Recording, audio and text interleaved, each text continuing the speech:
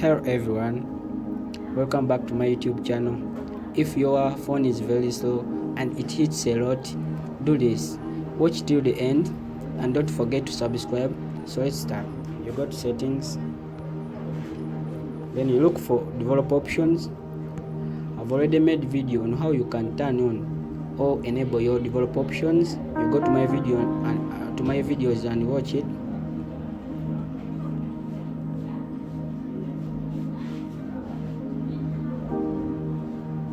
You come to window animation scale, you turn it off. You come to transition animation scale, you turn it off.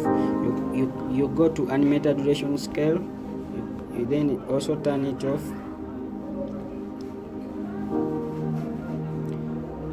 Let's go to limit background processes.